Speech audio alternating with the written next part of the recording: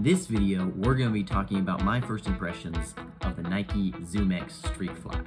So, for the Nike ZoomX Streakfly, I'm excited for this shoe, okay? I'm really excited. So this shoe, if you haven't seen my video that I've posted a little bit earlier, it's about my running shoe rotation for this fall cross-country season. And in that video, I identified that I'd be using this shoe for my cross-country races, my grass workouts, and my track intervals. And that's exactly what I'm going to be talking about today. Now, this is just a first impressions review.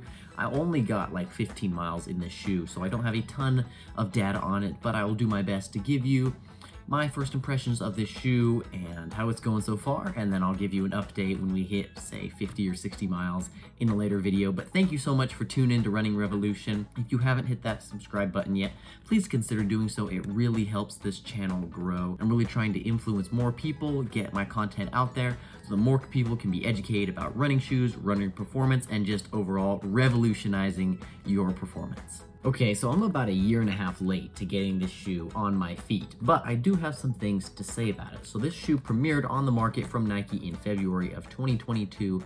It was a huge marketing campaign, super hyped up. They had the Newbury Park cross-country team running it with Cooper Tier and the proto model. It was just everywhere. They thought it was going to be a Vaporfly killer, that it was going to just revolutionize the market with this new 5K, 10K type of shoe. Now, Nike was the first one out of all the shoe marketing companies to make a running shoe kind of in this type of category. They invented the 5K, 10K low stack super shoe. This shoe's coming out with 32 millimeters in the heel and 26 in the forefoot, coming for a 6 millimeter drop, and the shoe weighs 6 ounces. So insanely light, but surprisingly actually not that much lighter than the Vaporfly. The Vaporfly is about 7.2 ounces, so only about an ounce and a half lighter, but it does different things, and this does not replace the Vaporfly, I think.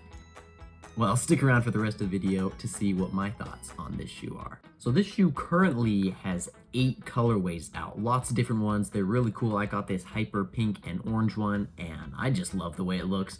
It looks really cool, and some of the other colorways that they have are blue and black, their original one, kind of the proto design with the white and gray. They've got a blue with the yellow there.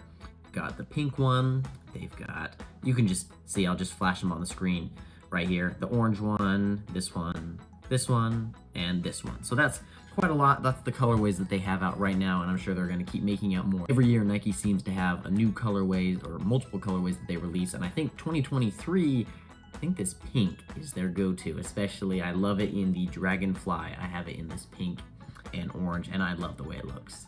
Okay, so let's just start off with looking at the upper here. We got a very thin mesh upper here, very breathable, insanely breathable. This tongue here, we're going to take a look at the tongue. You can see it's kind of detached there, but very thin tongue, but you will see these pads in here, very comfortable, help with the lockdown. Not quite sure what this is here, but I've seen on a couple of Adidas shoes. Maybe it's the new thing they're putting on shoes. I just fold it down. Nice Nike overlay here. Nothing like added. This shoe is completely stripped down to the bare necessities of what you need to go fast. Flipping on over to the outsole here, you've got the same outsole design, similar as the Vaporfly Next Percent 2. You've got these 2 little bits of rubber on the bottom. They're flesh with the bottom of the foam. And after 15 miles, I can't really do a durability test, but my predictions, I think this is going to be at least 200 miles. You do have some exposed foam here, but the ZoomX, it's very durable. You will see some cosmetic issues, but it will not affect the efficiency or performance of the shoe, just merely the looks of it. Now, moving on to the laces here, it is kind of a cheap pair of laces. They're a little bit stretchy, so that's kind of nice, but they do their job. They're just nothing fancy about these laces, nothing like the Vaporfly where they got those little nubs on them to help it stay tied, but they stay tied very well. I've got the runner's loop, you can see up there, holds down very nice. It locks down well. With the upper here, there is, and this is my problem with every single shoe, so you don't take it for what it's worth, because you probably might not have this problem. If you do, go ahead and leave it down in the comments.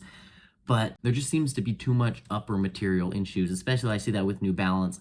I've seen it with some Nike shoes, not the Vaporfly, but with this one I cinch it down really tight up here and it starts to fold over which is not huge. It doesn't affect anything.